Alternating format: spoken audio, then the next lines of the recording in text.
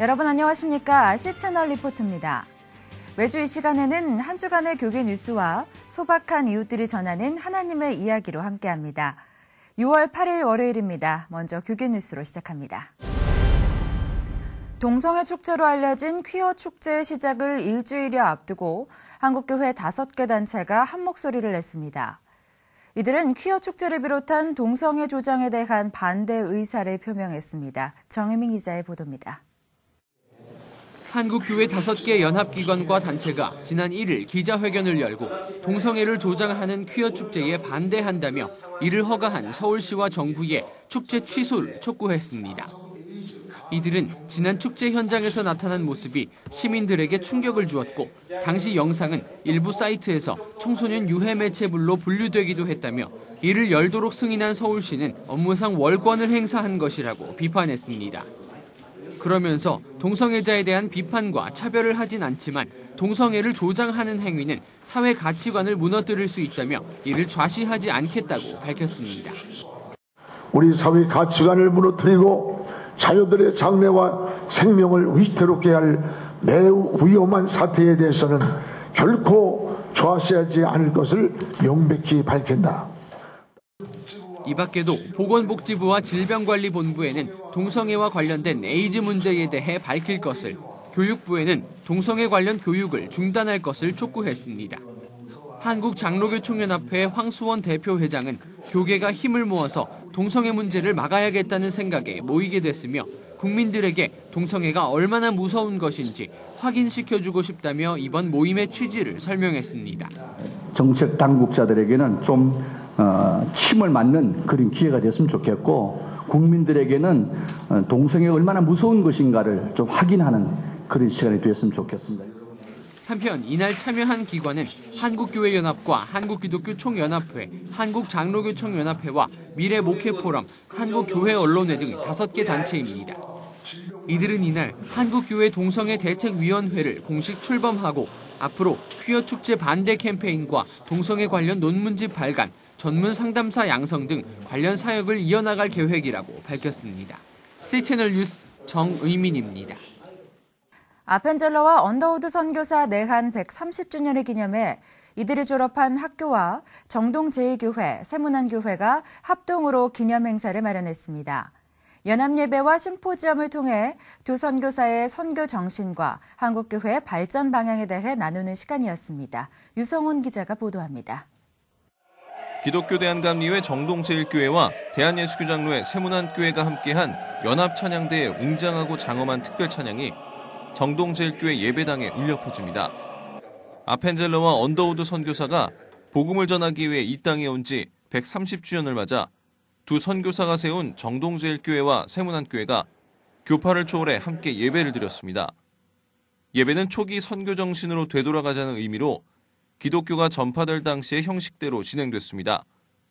행사 첫날 연합예배에서 말씀을 전한 세문안교회 이수영 목사는 하나님께서는 하나님을 경외하는 사람들로 세상이 가득 차길 원하신다며 아펜젤러와 언더우드는 안주하지 않고 복음을 전하기 위해 조선으로 왔던 위대한 선교사들이라고 말했습니다. 지금의 우리의 삶에 만족하고 예수 그리스도의 복음을 전하려 흩어져 나아가야 할 사명을 망각해서는 안 된다는 것입니다. 이후 거룩한 하늘의 식탁에 초대된 성도들은 하나님께 감사드리며 성찬과 평화의 교제 순서를 가졌습니다. 아펜젤러와 언더우드의 모교인 미국 드류대학교 신학대학원장과 뉴브런스윅 신학교 총장은 파송과 축도를 맡아 연합예배의 의미를 더했습니다. 다음 날 세문안교회에서 열린 폐회 예배에서는 정동제일교회 손기성 목사가 설교했습니다. 송 목사는 두 선교사들은 죽음을 두려워하지 않았다며 우리가 선교사들의 사랑을 본받아 한국교회에 꺼져가는 불길이 다시 뜨겁게 타오를 수 있도록 엎드리자고 강조했습니다. 언더우드 선교사님, 아펜젤러 선교사님, 그분들은 사랑의 실체를 우리에게 보여주셨고 사랑의 위대한 섬김의 삶을 우리에게 영적인 유산으로 남겨주신 줄로 믿습니다. 정동제일교회와 세문안교회, 드류대학교와 뉴브런스윅 신학교가 함께 채택한 공동기도문에는 한국교회를 향한 자기반성과 권면, 그리고 연합에 대한 내용이 담겼습니다. 하나님께서 이 땅에 그들을 보내신 뜻을 깊이 되새기며 그 뜻을 잘 받들기를 원합니다. 두 선교사를 파송한 교단들은 서로 달랐지만 한 형제같이 하나 되어 협력했던 것처럼 저희에게도 진정한 연합정신을 갖게 하여 주옵소서. 한편 심포지엄은 아펜젤러와 언더우드의 선교 정신과 현대 한국교회의 발전 방향을 주제로 진행됐습니다. 첫날 뉴브런스윅 신학교 코클리 교수가 두 선교사의 신학교 시절을 회상하는 강의를 비롯해 3명의 교수들이 한국교회의 현실을 되돌아보는 취지의 강의가 이어졌습니다.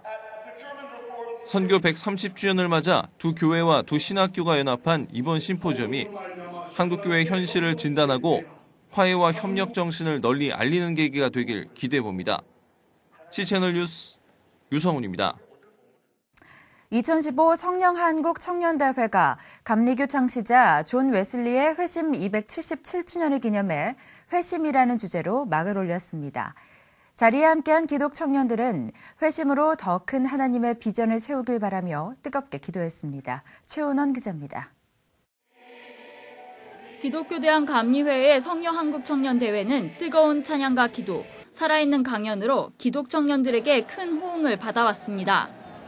올해는 감리교회 창시자 존 웨슬리의 회심기념일인 5월 24일에 맞춰 예년보다 석 달 앞당겨졌으며 오케스트라와 밴드 공연이 어우러진 찬양을 시작으로 그 막을 올렸습니다. 강연에는 회심이라는 큰 주제 안에서 지성적 회심과 감성적 회심, 의지적 회심에 관한 말씀들이 선포됐습니다. 지성적 회심이라는 주제로 말씀을 전한 만나교회 김병삼 목사는 믿음의 생활이 지식으로 그치지 않아야 한다며 하나님의 능력이 임하고 있는지 짚어보길 권면했습니다. 우리의 생각에서 머무르는 것이 아니라 하나님의 생각에까지 이르기 시작할 때 그것이 우리들에게 지적인 회심이 아닐까. 한국대학생선교회 CCC 박성민 목사는 감성적 회심이라는 주제로 강연을 전했습니다. 박 목사는 불확실한 미래에 대한 두려움을 극복하는 방법은 오직 곁에 계신 하나님을 집중하는 것이라고 강조했습니다. 이 세상의 주인은 누굽니까? 하나님이죠. 우리는 누굽니까? 하나님의 자녀들입니다. 그렇기 때문에 여러분들이 이 세상을 보면서 제일 먼저 가져야 될 우리의 감성적인 회심은 뭡니까? 바로 하나님의 아픔이 우리한테 우리의 아픔으로 다가와야 된다는 것이죠. 매 강연이 끝날 때마다 청년들의 뜨거운 기도회도 이어졌습니다. 청년들은 일상 속에서 회심이 이어지고 전 세계를 향한 하나님의 비전을 품길 기도했습니다. 성령한국 청년대회에서 뿌려진 믿음의 씨앗들을 통해 수많은 청년들이 세상을 변화시키는 역사를 이룩할 수 있길 소망해봅니다. C채널 뉴스 최은원입니다. 교계 법률 전문가들이 교회 재판의 현황을 짚어봤습니다. 수많은 문제점들이 거론됐는데요. 특히 전문가들은 교단 총회 재판국의 법률적 소양 부족을 지적하며 전문성을 갖춰야 한다고 강조했습니다. 계속해서 최은원 기자의 보도입니다. 교회와 관련된 대부분의 사건과 분쟁들은 교회 재판을 거치기 때문에 교회의 신성과 질서 유지에 있어 총회 재판국의 역할은 매우 중요하다고 볼 수 있습니다. 교단의 최고법원인 총회재판국은 대한예수교 장로의 통합을 기준으로 15명의 재판국원으로 구성됩니다.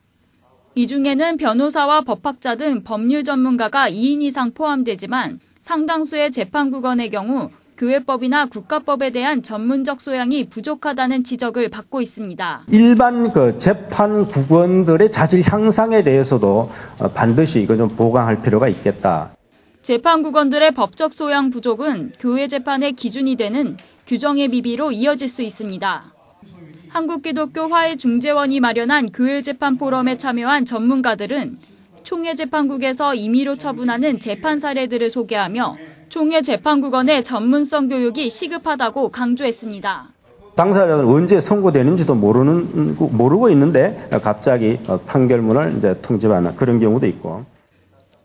전문성 부족의 원인으로는 총회 재판국의 폐쇄성을 꼽았습니다. 중앙대 서은재 명예교수는 교회 재판과 판결문을 외부에 공개해 재판의 투명성과 공정성을 높여야 한다고 조언했습니다. 또한 판례가 정립돼 교회 재판에 대한 교리적, 법리적 분석과 비평이 가능해지면 교회법이 더욱 발전할 수 있을 것이라고 전했습니다. 교회 재판이 공개돼야 됩니다. 그리고 이 공개돼야 그것이 하나의 판례법으로서 발전하게 되고 교회법 전문가들은 각 교단 재판국이 비판을 겸허히 수용할 수 있어야 교회 재판에 상실된 신뢰를 회복하고 제 역할을 수행할 수 있을 것이라고 입을 모았습니다. C채널 뉴스 최은원입니다. 하나님의 사랑으로 수용자를 변화시키기 위해 한국교회가 연합하여 세운 국내 최초의 민영교도소, 소망교도소가 올해로 개소 5년을 맞이합니다. 그동안의 성과를 유성훈 기자가 정리했습니다.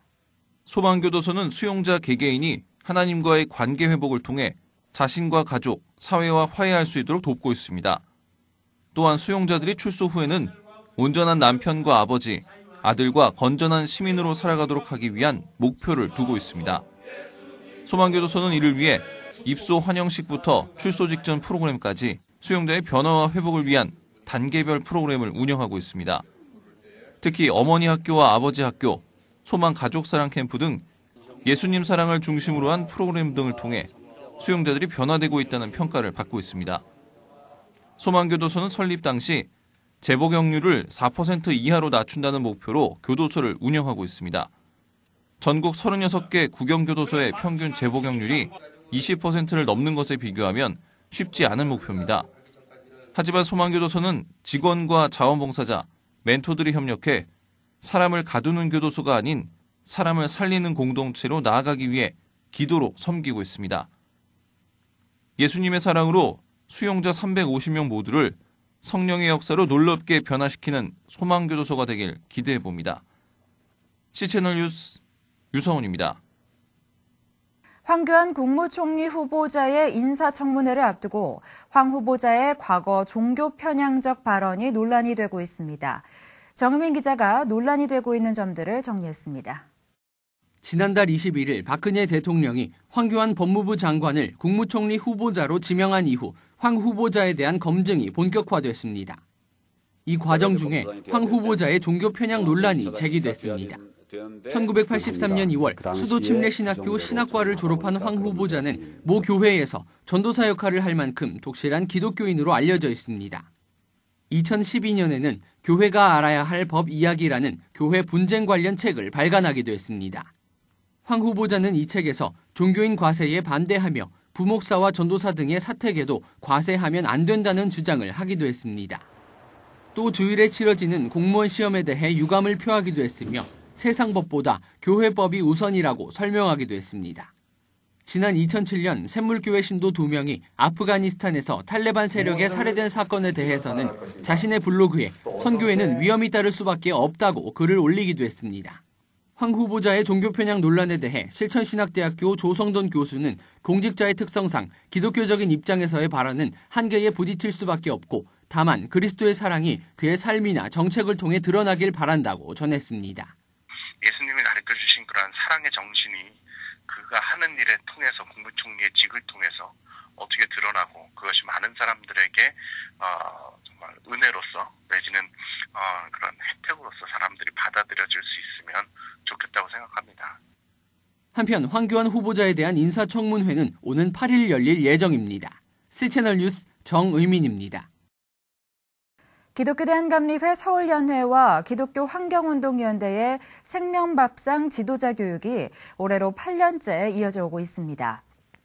생명밥상 지도자 교육에 참여한 사람들은 먹는 문제를 함께 고민하며 하나님의 창조 세상을 지키고 돌보는 마음을 키워가고 있다고 하는데요.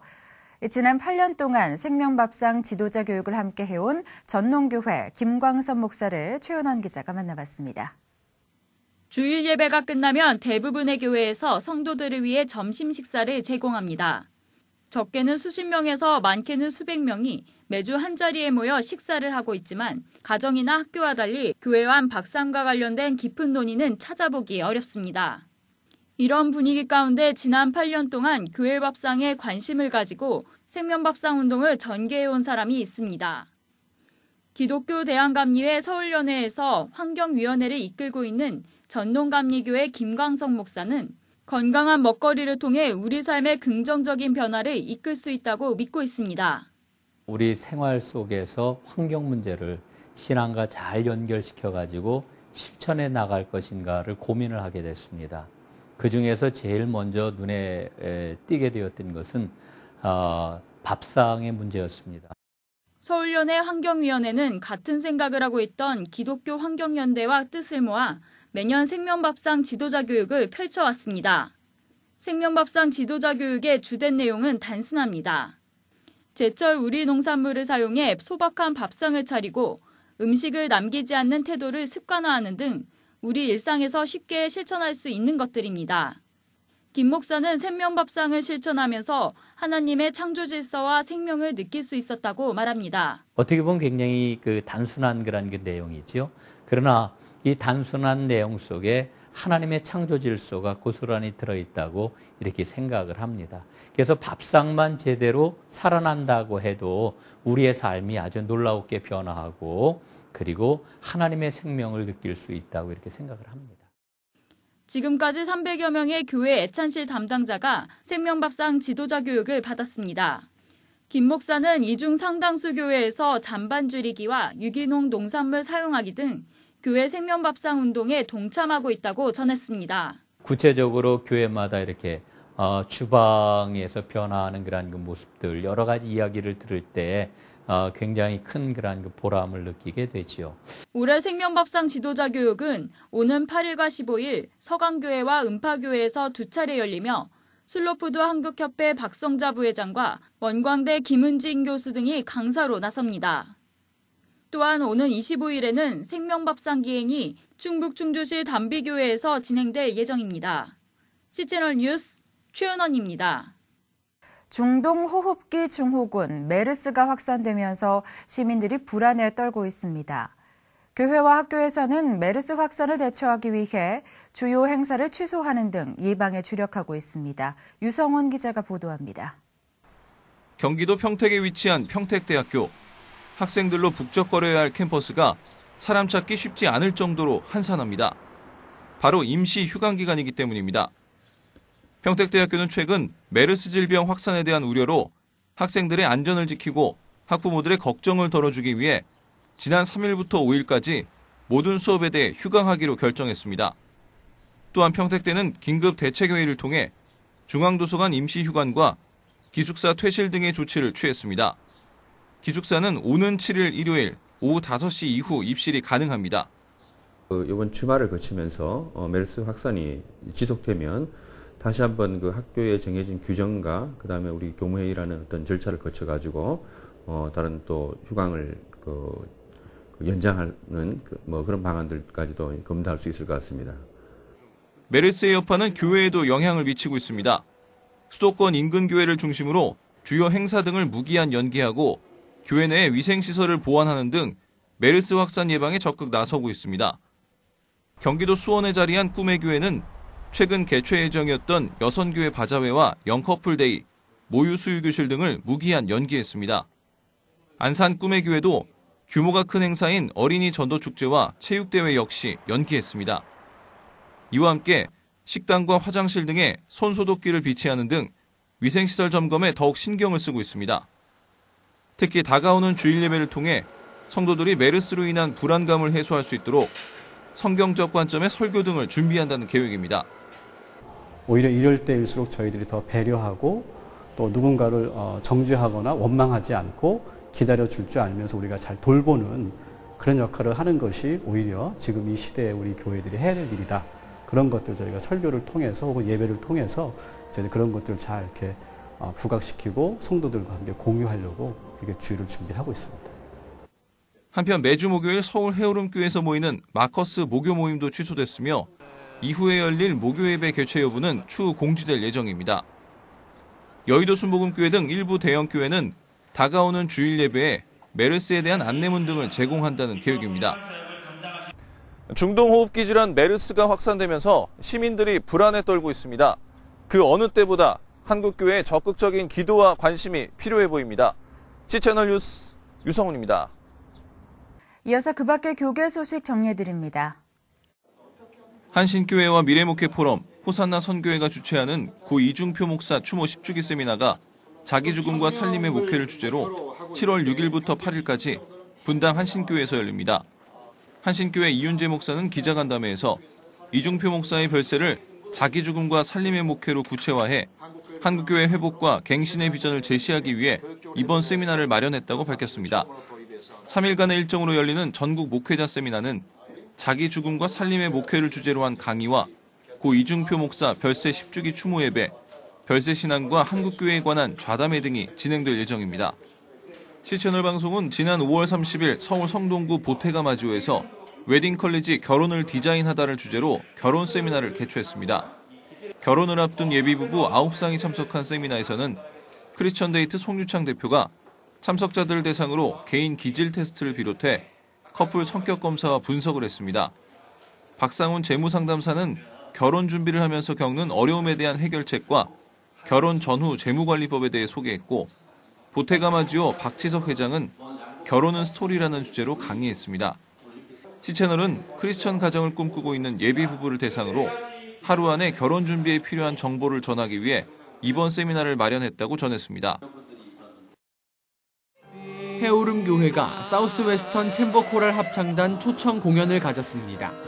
지난달 24일 열린 이번 공연에서는 혼성 합창으로 흑인 연가 등 다양한 곡을 선보였습니다. 한편 사우스웨스턴 챔버 코랄 합창단은 미국 사우스웨스턴 대학교 소속 합창단으로 음악 전공자와 일반 학생들로 구성됐으며 전국 순회 공연 일정 중에 해오름 교회를 방문했습니다. 국제어린이 양육기구 한국컴패션이 지난 3일 더 청담에서 어린이를 위한 러브앤패션 체리티 바자회를 진행했습니다. 바자회는 3년째 이어오고 있으며 올해는 120여 개 기업이 물품 후원에 참여했습니다. 바자회 수익금은 탄자니아 컴패션 어린이의 치과 치료 지원과 도서관 건립에 사용됩니다. 한국컴패션 서정인 대표는 이번 바자회로 탄자니아 컴패션 어린이들이 건강하게 성장해 미래를 꿈꿔나갈 수 있길 소망한다고 전했습니다. 러브앤패션 체리티 바자회는 서울 행사에 이어 오는 12일 부산에서도 진행될 예정입니다. 한국기독교총연합회가 지난 4일 국회의원회관 대회의실에서 저출산 극복을 위한 생명종중과 대한민국의 미래선언 행사를 개최했습니다. 이날 행사에는 보건복지부와 보건사회연구원 소속 전문가들이 강사로 참여해 저출산으로 발생할 수 있는 문제들을 지적하고 이에 대한 해결 방안을 제안했습니다. 보건복지부 김원주 인구아동정책관은 저출산 문제 해결을 위해 남녀 역할과 한부모 가정에 대한 사회적 의식이 바뀌고 질적인 교육 정책과 실버 경제 활성화에 대한 논의가 이뤄져야 한다고 강조했습니다. 한편 한기총은 저출산 극복을 위한 미래선언문을 발표하고 생명존중 문화와 정부의 출산 정책 확산 등에 적극 앞장서겠다고 밝혔습니다. C채널 방송이 지난 3일 왜 우리는 퀴어 축제를 반대하는가를 주제로 긴급 좌담회를 가졌습니다.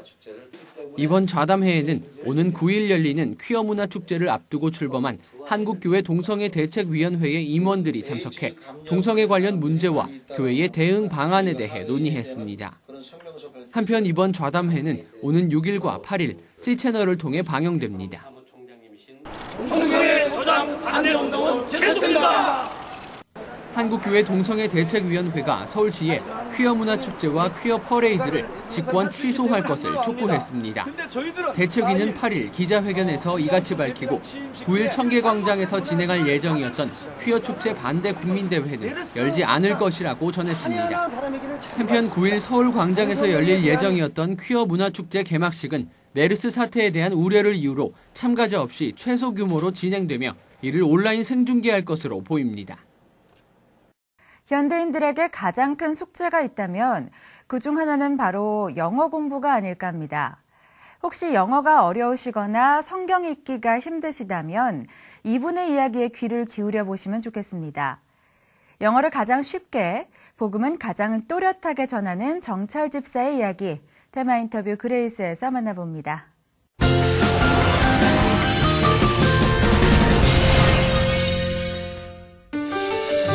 한국에서 영어 하면 떠올리는 대표적인 이름 중에 하나, 정철. 그는 많은 사람들에게 평생 마음의 짐이 되는 영어를 정복하는 방법, 그 길을 찾아주고 있습니다. 그것은 바로 영어 성경학교.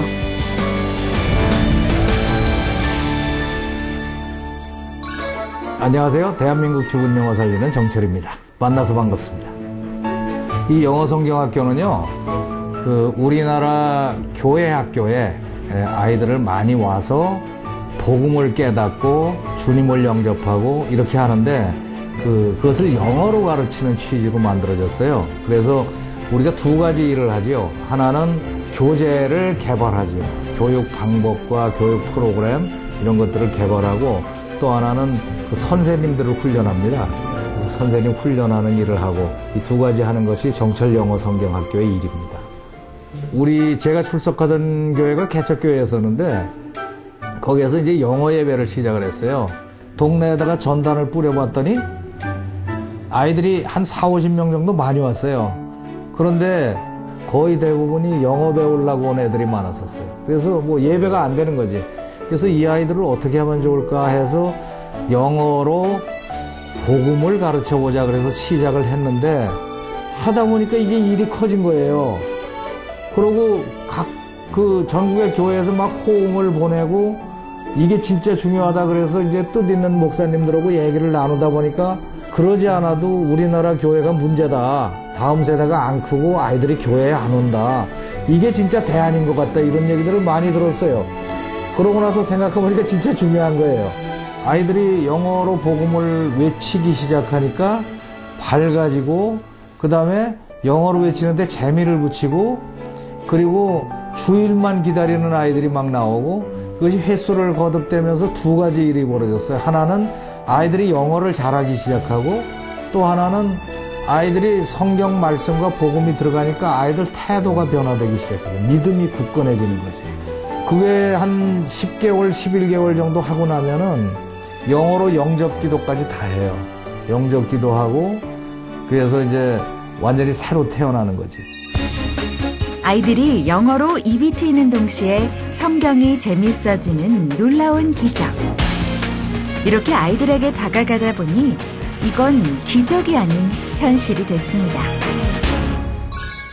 영어 성경학교 그러면은 처음에 하는 질문이 어렵지 않아요? 뭐 이런 얘기하고, 우리말로도 어려운데 어떻게 영어로 해요? 이런 얘기를 하는데, 해보면은 영어의 원리를 알고 나면 영어가 더 쉬워요.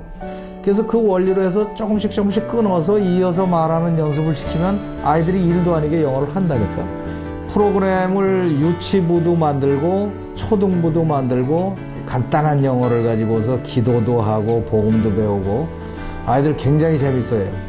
그 다음에 이제 초등은 이제 초등학교 한 2학년 정도부터 스타트를 하는데, 처음에는 창세기에 나오는 얘기, 이 세상을 누가 만드셨을까? Who made the world? 그러면 아이들이 God made the world. Who made the sky? God made the sky. 이렇게 시작하는 것부터 시작이 돼서 예수 그리스도를 내려보내셔서 십자가에서 모든 죄를 대신 지고서 십자가에서 돌아가시고 그 다음에 부활하시는 이 줄거리의 내용을 영어로 외쳐요. 영어 성경학교에서 아이들 가르치다 보면 납득이 안 가는 일들이 많이 벌어져요. 이게 주일학교에서 일주일에 한 번씩 뭐 한 70-80분 모여갖고 외치고 칭찬하고 뭐 달란트 주고 이러면서 재미나게 하잖아요. 그렇게 해서 한 1년쯤 됐어요. 1년 했다고 그래봐야 시간수로 보면은 한 50시간밖에 더 되냐. 50시간을 해서 영어가 열린다니까요. 그게 뭐 때문에 그렇게 되느냐. 복음이 들어가니까 성령님이 열어주신 거예요. 그런 놀라운 일들이 벌어져요. 내가 아는 어떤 목사님, 그때는 이제 선교사인데 필리핀에 선교를 갔는데 애들을 데리고 갔는데 보낼 학교가 없었대요. 워낙에 열악한 지역에 가가지고. 그래서 아이들 보고 한영 성경을 주면서 이거나 외워라. 그랬더니 애들이 마가복음을 통째로 1년 동안 외웠다는 거예요. 근데 무슨 일이 벌어졌는가 하면은 이 목사님이, 이 선교사님이 현지인들 모아놓고 우리말로 설교를 하면은 옆에서 영어로 동시통역을 했대요. 마가복음 하나를 외웠는데 그게 열린다니까요. 진짜 영어 잘하는 그런 아이들이 나와요. 그러니까 과학 공부 하나 안 하고 영어 능통하고 복음이 뚜렷하게 바뀌고. 이게 도대체 무슨 일일까? 하나님은 어떻게 이런 일을 하게 하셨을까? 그 숱한 질문들에 대한 답이 하나하나 깨달아지게 됐습니다. 묵상 기도를 하다가 어느 날 내가 깨달았어요. 나는 22살에 우연히 영어 선생이 돼갖고 평생 지금까지 45년을 영어 선생을 했거든. 이걸 하라고, 이걸 시키시려고 40년 동안을 저를 뺑뺑이를 돌리신 거야. 그래서 나는 이게 나머지 내가 지금 67인데 내 여생의 일이 이거다.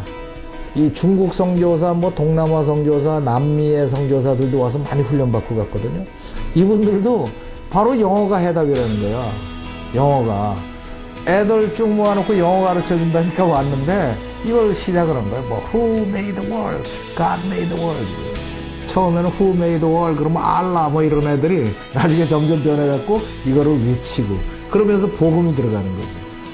그래서 하나님이 이 프로그램을 통해서 가지신 뜻이 엄청나구나. 나는 그냥 간단하게 우리 교회 한 클래스 하려고 시작했는데 이 프로그램 이게 뜻이 굉장히 크신 것 같아요. 그래서 전 세계를 영어로 가르치는 걸로 복음으로 뒤덮는 게 내 사명이라고 생각해요.